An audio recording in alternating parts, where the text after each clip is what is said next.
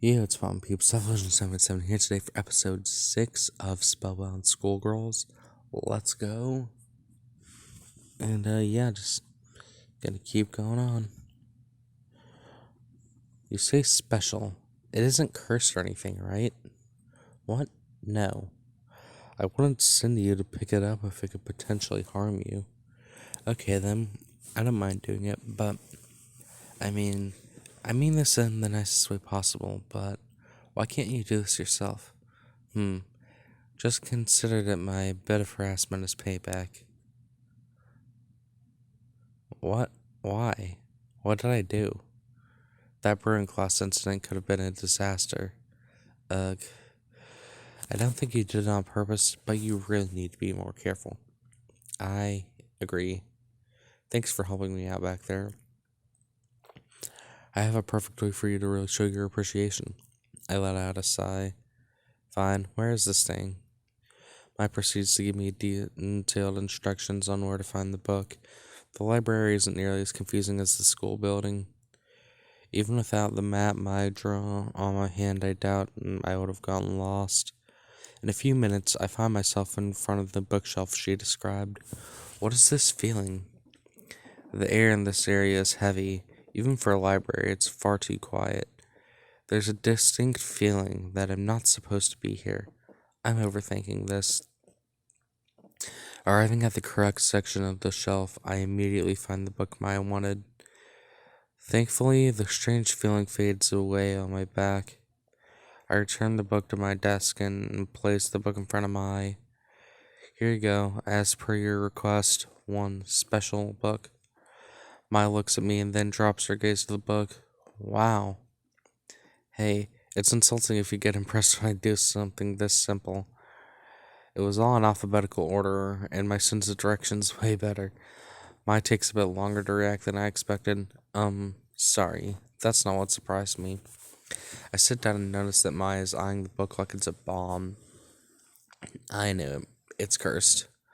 I'm just surprised you managed to get into that section of the library. Hey, don't tell me I wasn't supposed to be there. Maya takes a breath and then carefully pushes the book to to the side. That's not it. It kind of is. Okay, basically the section you went to is called the Shelf of Forbidden Knowledge. Huh? That's the definition of off limits. Aren't I in a lot of trouble right now? Actually, there aren't any rules that say we can't go there. But you just said the name is just a name. The school rules don't even mention that place. Okay, so why is it called that then? Because normal students can't go anywhere near there. There's a barrier that repels all magic users, and I was able to get past the barrier because there's not a drop of magic in you. This confirms it. Wait. Confirms it? Was this a test? I suddenly looks apologetic. It's not every day you hear someone saying they don't have any magic. I had to make sure you were telling the truth. I think about being in the opposite situation Maya is. How would I react to someone telling me they could use magic? Yeah, I guess that's fair. That said, I do feel bad. Sorry. It's fine.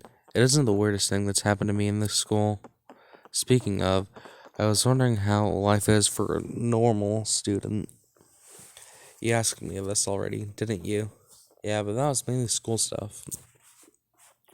I'm curious about how you're doing emotionally. Fine, I guess. Maybe it hasn't fully sunk in yet. Huh, that's a surprise. I was expecting you to be scared or something. I definitely was at first, but you don't need to know that. Magic isn't that scary, really. But witches are usually evil in the stories you hear, right? You aren't scared of being hypnotized or something? My faces me seriously. A weird tidget fills the space between us. You aren't scared of the other students or me? Never thought about it like that. I remember my fear when I found out this was a magic school. I was mainly scared of the concept of magic as a whole. Was I ever scared of the people who could use it? I frown as I think about it. I guess I was. Mai gives me a wry smile. Of course he would be. Keep in mind I said I was. I'm not anymore. How come? because I met three witches that were pretty cool. My grins. Oh, do they have names? Sure they do, but I'm not telling you. She pouts and tugs on my arm. Come on, just the first letters of their names, and at least. I swear you were more mature when I met you. MHK. I'm super complex, you know. It's tiring being mature all the time. By the way, what's that book I brought about? It was an off limits area, so it should be pretty interesting, right? Oh, I forgot it was even here. Hey, you can't blame me. I didn't think I'd actually get my hands on it. She reaches for the book and skims the first few sentences. Slowly, a grin forms on her face. Heh, it's fortune telling. I can't hide my disappointment. Really? That's it? Is that really worth putting in the shelf of forbidden magic? This isn't just normal fortune. It's one that focuses on romance. What? Your fated partner, items that will make you lucky in love, things like that. If it was in that shelf, if it was in that shelf of all places, it must be the real deal. But even if it's real, why put it in that shelf? Wars have been started over these sorts of things. If a magic user found a book that said they'd be forever alone, they'd definitely become a villain. Exactly. Still, I'm interested in. Oh, what did you find? She turns the book towards me. It's a compatibility test. Uh, let's do it. I knew you'd say that.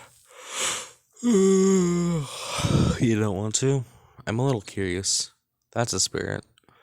Most of the tests is the stuff you normally find in a compatibility test, though there are some odd questions.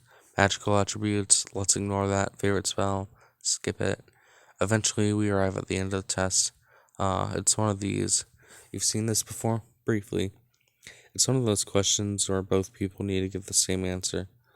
Let's see. Your ideal location for a romantic date would be.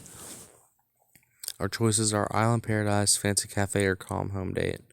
Island Paradise? I think they mean being stranded on a deserted island. Do people really choose that? Could be nice. You and your love interest alone in a secluded location, watching the sunset. Is that the one you're choosing? No cheating. Pick one. Fine. Which one sounds good? Okay. I've said this before on some of my socials, and I'll say it again here. For me, my perfect date, like, the best date for me, the one that would make me the happiest, just sitting on the back porch with my partner and cuddling them while watching the rain. Seriously, watching the rain is just so soothing. It it's just so calming and beautiful. And don't even get me started on when the lightning strikes and it dyes the sky a very bright purple color. Holy shit, that's gorgeous whenever it happens. And it just baffles me, so definitely home date. This option speaks to me the most. I choose home date. Maya raises her eyebrow. A bold choice. People might call you cheap, you know. Those people are blind to the beauty of being comfy at home. I have to agree, which is why I chose it too. Heh, I knew you would. What's your score? 80%? 90? My finishes telling of the scores and grins, as expected. She thrusts the book towards me. 100%. Wow, I honestly didn't think that was possible. It's all about confidence. The book says we were married in a past life, by the way. I'm losing more and more faith in this thing. That was fun. I wasn't expecting such a high compatibility. Do you believe it's accurate? Maybe. In my opinion, fortunes are just a push on the back. Things won't happen unless you make them happen. Yeah, that makes sense. In this case, what do I want to happen? My checks are watch and frowns, and that's all my free time. You okay with meeting in the committee room after school? I'm on class cleanup duty today, so I'll have to come by after that. Perfect. I glance at the book. Are you keeping that? Yep, there's some very interesting spells here. I'm beginning to understand why it was put away. My smiles innocently and leaves me to my work again. I'm bored. It seems she took all my motivation with her. A few minutes after the last bell rings, I'm gathering my things when I freeze. Did I give Kana back her notes? I think back through all the classes today, but I don't remember ever giving them back. This is bad. There's no guarantee she's still. There's no guarantee she needs them tonight. Still, it bothers me that I might be stopping her from studying. I groan and hold my head just as Haruna enters the classroom. Austin, you're on cleanup duty too? My worries fly away the moment I see Haruna. Haruna, help. Instead of the concern I was hoping for, Haruna narrows her eyes at me warily. What did you do? Why do you assume this is my fault? You've been in a bunch of small incidents since you've arrived here. I'm making an educated guess, but I'm happy to be proven wrong. So, was this issue your fault? It was a small mistake. Listen, I just need you to give these notes to Kana. I'm not allowed on the third floor. Haruna takes the notes with a hint of surprise. I'm amazed she's helping you. Does she normally not help people study? Haruna shrugs as she places the notes in her bag. It's more that people don't bother to ask her. She's really smart and incredibly shy, so people keep their distance. I see. That sucks. I'm sure she'd be happy to help. They're a loss. You're in good hands. She's great with theory and incredible with practical magic. Even Haruna says so. This might be a great time to get an honest opinion about Kana's abilities. I've been wondering just how good at magic she is. I don't understand why Kana's confidence is so low. There could be a lot of reasons. I haven't asked her since it seems like a sensitive topic. Fair. Well, you're her friend, right? Huh? Yeah? Then help her build it up however you can. I'll do my part as well. She's my friend too. Huh, that's a pretty cool thing to say. I'm a cool person after all. Anyway, that's enough chatting. We have a class to clean. Right, where do we start? Let's see. She quickly splits the work between us, and I go to retrieve the cleaning supplies. I expected her to be extremely strict when it came to work, but she's surprisingly easy to work with. As I sweep around my desk, I realize I don't really know much about her. I nod to myself. People are complex. You really can't get the whole picture from a few interactions. I learned something good today. Austin, your hands have stopped moving. Something wrong? No. I'm just realizing that people are deep and complicated. Uh-huh. The world is wide, Haruna. You've got to take time to really try understanding people. Haruna walks over to me with her broom. What did I say? Her hand reaches up and rests on my forehead. I freeze. Haruna? It seems like you don't have a fever. Huh? You're babbling about some philosophical nonsense. I thought you may have heart stroke. I thought you might have heat stroke. It wasn't nonsense. I was having an epiphany. It sounded like the type of thing someone says before they die. It doesn't. Okay, maybe it does. It's all good if you're fine. It would be annoying if you collapsed now. I finish up my half of the classroom and then start preparing to take out the trash. Couldn't you just ask for help if that happened? You have a huge fan club, you know. Haruna lets out an out of character groan. Ugh, that would be the worst. Unless I yell at them, that just gawk at me instead of working. Then they mutter about how being yelled at is nice too. What are these idiots doing? The work ends up taking twice as long and I end up feeling irritated. It's hard being this popular, huh? At this point, it just feels like harassment. After half an hour of steady work, we managed to finish the cleaning. Not bad. I thought this would take longer. Agreed. You're a reliable floor sweeper, Austin. That's not a title I've ever wanted to have. Haruna laughs. Seriously, thank you. It's nice to have a competent set of hands helping for once. I help her put away the cleaning tools. No problem. I got to see a rare side of our class committee chairwoman.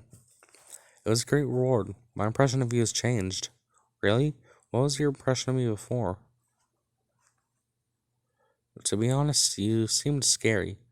Haruna frowns and tilts her head. You aren't the first one to say that. Do I really look that terrifying? I doubt it's your looks. I think it's more your vibe, I guess. It feels like you might snap suddenly. How strange. Should I smile more or something? I think for a moment. Isn't it fine to stay the way you are? The right people want to get to know you without you haven't. The right people want to get to know you without you doing anything special. Hmm, that's not a bad way of thinking about it. Impressive, Austin. You're more sensible than I thought. That should be a compliment, but why do I feel insulted? It's your imagination. Anyway, my impression changed for the better. You're way nicer than people give you. You're way nicer than people give you credit for. I'm still stunned. Some people are scared of me. We pick up our bags and exit the classroom. All right, see you tomorrow.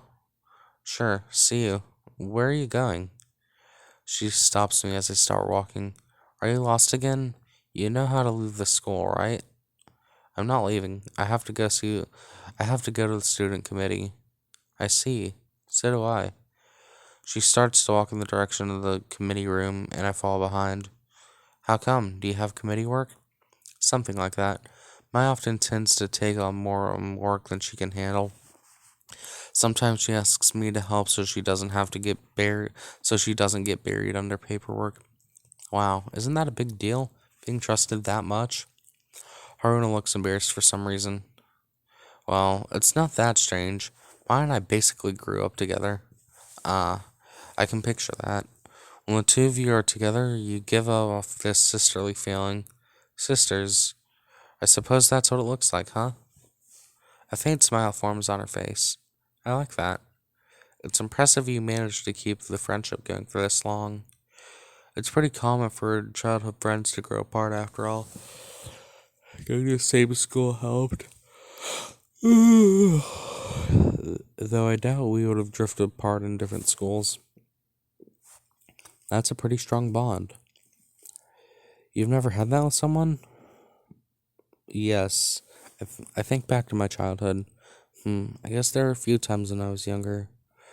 Those kinds of relationships are harder to find when you grow up. Okay, now I will say this right now. I've had friends, like two very specific friends. I'd say they're probably the two closest people to me in my life, even closer than most of my family. Like, they're the top two when it comes to the most important people to me. My two best friends, and uh, I mean, I can't even imagine what it would be like not having the socials of one of them because I already can't communicate with the other. Haruna nods. That's why it's worth treasuring the ones you managed to find. Yep, and that's exactly what I didn't do. But now I'm starting to do it much more, and I have regret, but I'm moving on. We soon arrive at the large double doors I've grown used to by now. Haruna doesn't even bother knocking. She simply opens the doors and steps in. I guess that's what happens when you come here so often. When I follow her, I'm surprised to find we have a guest. Kana? Eh? Austin? Oh, I forgot. You two know each other. That makes things easy. Kana, Austin's going to be helping us look for the treasure. Huh? When did that happen? Yesterday. Wait, Kana, you knew about the treasure? Of course you did. She and Haruna have been helping me search for it all this time. That's... Why wouldn't you bring that up earlier? I guess Haruna makes sense, but why Kana?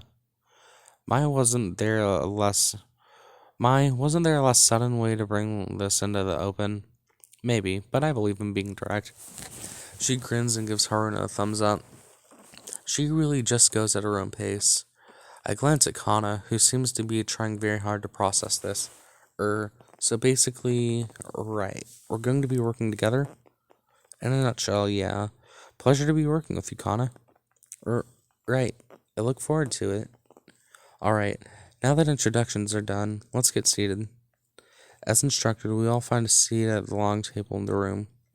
Before we move on to planning our next move, I have an announcement to make. Oh, that's formal. I'm all tense now. A second before she speaks, Mai's eyes meet mine. What is she? I was thinking about how to handle this, but I decided just dive right in. The truth is, Austin has no magic power. Huh? Anyways, guys, hope you enjoyed. That was chapter 6 of Spellbound Schoolgirls. I will see you on the next one. This has been Teflvision77, and I'm out of the house. Bye.